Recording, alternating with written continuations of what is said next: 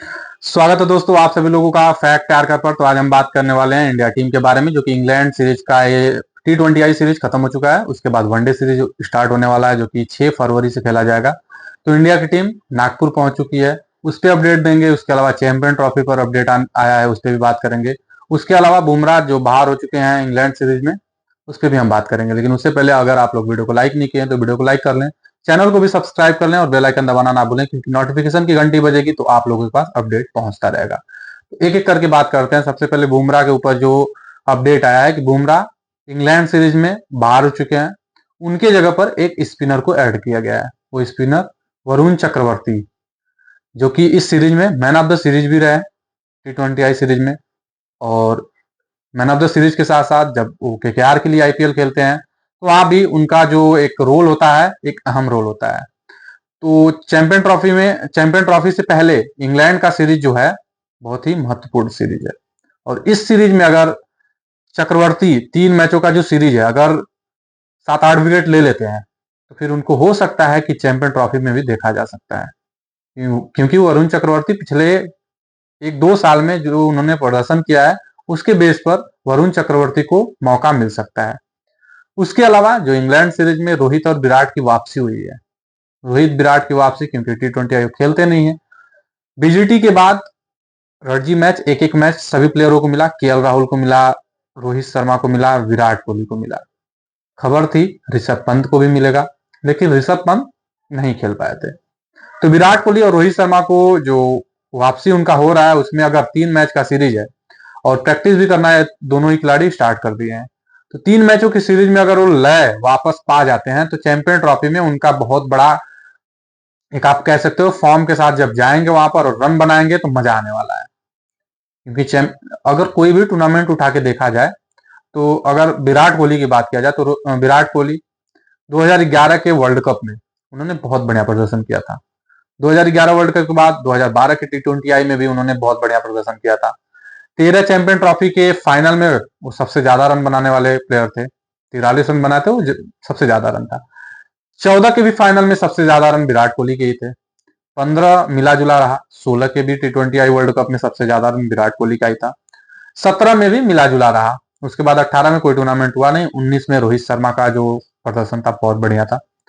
2020 कोई टूर्नामेंट नहीं। 2021 T20 में खराब प्रदर्शन। 2022 में भी अगर एक विराट कोहली का वो इनिंग छोड़ दिया जाए जो पाकिस्तान के खिलाफ था, पाकिस्तान के खिलाफ तो हमेशा ही चलते हैं, तो उस मैच के बाद मिला जुला उनका औसत आप कह सकते हो कि रहा उस साल। 23 के वर्ल्ड कप में आप कुछ कह ही नहीं सकते हो, क्योंकि 2023 वाले वर्ल्ड कप में विराट कोहली ने 700 से अधिक रन बना दिया। और 700 के साथ साथ जो उनका हर एक इनिंग में रन बनाने का एक कंसिस्टेंसी है, वो अलग लेवल पर था। तो विराट कोहली 23 के बाद अब आता है आखिरी 24। 24 में पूरे T20 में अगर बात किया जाए तो पूरे टूर्नामेंट में वो फ्लॉप थे। लीग मैच से लेकर सेमीफाइनल तक वो फ्लॉप थे। वो खुद परेशान थे कि मेरे साथ ऐसा क्या हो रहा है, क्योंकि इससे पहले किसी भी टूर्नामेंट में विराट कोहली जैसे प्लेयर फ्लॉप नहीं थे। तो 2024 के फाइनल में, क्योंकि उनसे उससे पहले उनका राहुल द्रविड़ से बात होता है, उनसे सारी चीजें बताते हैं। ये चीज आप लोगों को पता ही है कि जो इंटरव्यू जो मोदी के साथ उन लोग का मीटिंग हुआ था वर्ल्ड कप के फाइनल जीतने के बाद, उसमें विराट कोहली ने खुद सारी चीजें बताया था कि मैं बहुत नर्वस था, मुझे समझ में नहीं आ रहा था मैं क्या करूं। उसके बाद राहुल भाई ने मुझे समझाया कि आप फाइनल में कुछ कर सकते हो, और उन्होंने फाइनल में 76 रन बनाया और टीम इंडिया फाइनल जीती। तो विराट कोहली का वहां भी सबसे बड़ा योगदान था। अगर पिछले देखा जाए, पिछले 2-3 टूर्नामेंट अगर टीम इंडिया जीती है तो उसमें विराट कोहली का अहम योगदान है। जिसमें नहीं जीती है उसमें तो है ही है, लेकिन उसकी हम बात नहीं करेंगे। लेकिन जिसमें जीती है, जैसे 2011 वर्ल्ड कप में, भले ही उनका जो स्कोर था 34 रन था, 35, लेकिन वो 35 रन भी बहुत इंपॉर्टेंट थे, क्योंकि 2 विकेट जल्दी गिर चुके थे। गंभीर के साथ उनका पार्टनरशिप ही उस मुकाम तक ले गया जहां तक शायद अगर विराट कोहली भी आउट हो जाते तो फिर वो 276 रनों का टारगेट मुश्किल हो जाता। लेकिन विराट कोहली ने वहां पे भी एक साझेदारी किया गंभीर के साथ। फिर आता है 2013, 12 में भी उन्होंने रन बनाया था T20 में, लेकिन 12 को छोड़ दें क्योंकि उन्होंने वहां पे कोई कुछ किया नहीं था। 2013 में भी चैंपियन ट्रॉफी में उन्होंने फाइनल में 43 रन बनाया। 20 ओवर का मैच था, 128 रन का टारगेट था, जिसमें जो 43 रन था वो विराट कोहली के थे। विराट कोहली ने 43 रन बनाया और वहां पे टीम इंडिया जीत गई धोनी की कप्तानी और ईशांत शर्मा की गेंदबाजी टीम इंडिया को जिता दी, लेकिन वहां पे टॉप स्कोरर जो थे विराट कोहली थे। उस टूर्नामेंट में टॉप स्कोरर जो थे वो शिखर धवन थे। लेकिन विराट कोहली का योगदान मैं बता रहा हूं कि हर एक टूर्नामेंट में कैसा रहा। उसके बाद 24 का तो आप लोगों को बता ही दिया। अब आ गया है 25। 2025 में चैंपियन ट्रॉफी जो है वो बहुत ही इंपॉर्टेंट हो जाएगा विराट कोहली और रोहित शर्मा के लिए, इसलिए भी क्योंकि इन लोग का हो सकता है चैंपियन ट्रॉफी का ये आखिरी टूर्नामेंट हो। 27 का वर्ल्ड कप कोई नहीं देखा है। 27 में जो वर्ल्ड कप होने वाला है उसको तो आप छोड़ दो अभी, क्योंकि अगर यहां से टीम इंडिया जीतती है तो सफर आगे विराट रोहित का हो सकता है, नहीं तो शायद मुश्किल हो जाए। तो 27 को हम भूल जाते हैं, 25 आखिरी टूर्नामेंट हो सकता है। और अगर 25 आखिरी टूर्नामेंट है तो उसमें चाहेंगे प्लेयर कि हम रन बनाएं और आगे बढ़ें। तो ये रही चैंपियन ट्रॉफी में विराट कोहली का कुछ चीजें। अब उसके बाद रोहित शर्मा की बात करें तो रोहित शर्मा भी पीछे नहीं है। उन्होंने भी 2019 के वर्ल्ड कप में रन बनाया था। 2023 में एक अलग लेवल पे शुरुआत कर रहे थे। हो सकता है चैंपियन ट्रॉफी में फिर वही जज्बा दिखाएं जो वर्ल्ड कप में दिखाए थे। हाँ, उसमें एक चीज ऐड कर सकते हैं रोहित शर्मा, जो फाइनल में उन्होंने किया था। शुरुआत तो बहुत अच्छा करे थे, लेकिन उसके बाद वो विकेट फेंक के चले गए। यहाँ पे अपना विकेट को रोक के रखें और चैंपियन ट्रॉफी जीत जाए। अगर रोहित शर्मा चैंपियन ट्रॉफी जीतते हैं तो T20 आई और चैंपियन ट्रॉफी दो इनके पास भी ट्रॉफी हो जाएगा।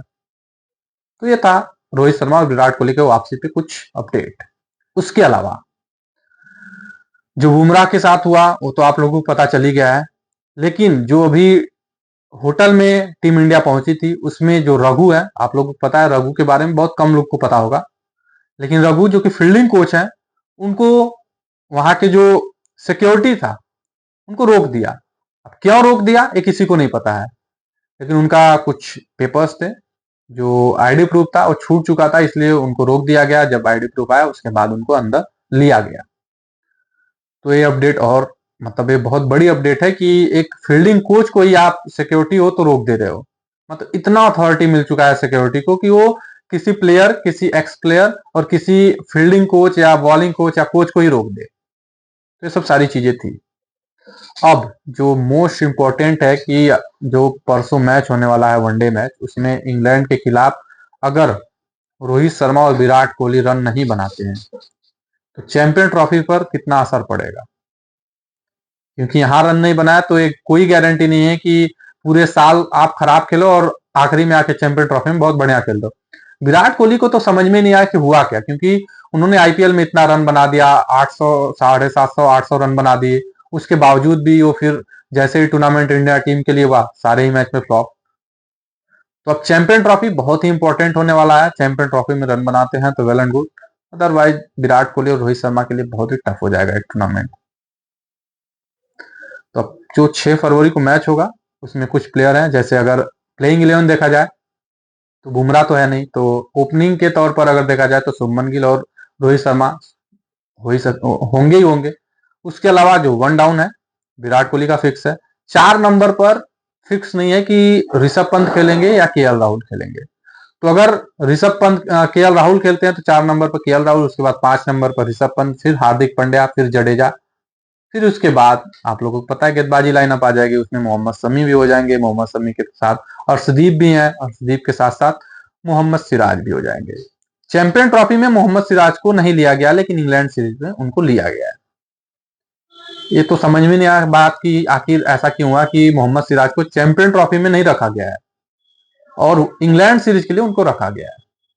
तो ये चीज बीसीसीआई समझ सकती है, कोच समझ सकते हैं, कप्तान समझ सकते हैं। तो आप लोग अपना भी राय दें, अपडेट कमेंट करें और बताएं कि सिराज को बाहर किया गया है, इंग्लैंड सीरीज के लिए बाहर नहीं किया गया, लेकिन चैंपियन ट्रॉफी के लिए बाहर किया गया है। तो आप इन सब चीजों से कितना सहमत है आप लोग कमेंट करके बताएं। तो आज के लिए बस इतना ही था। उम्मीद करूंगा ये वीडियो पसंद आया होगा, और वीडियो पसंद आएगा तो आप लोग सिंपल सी बात है वीडियो को लाइक करेंगे, चैनल को भी सब्सक्राइब करेंगे और बेल आइकन दबाना ना भूलेंगे। धन्यवाद।